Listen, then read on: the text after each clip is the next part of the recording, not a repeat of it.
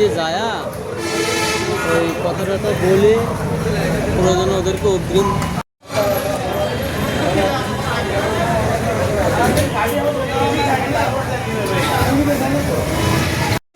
আমাদের গতকালকে 4500 litre petrol পাইছিলাম শুধু রংপুর থেকে, যেটা কালকে সন্ধ্যার থেকে দেওয়া শুরু হয়েছে, রাত্রে 12টা পর্যন্ত দেওয়ার পরে সকাল পর্যন্ত বন্ধ ছিল।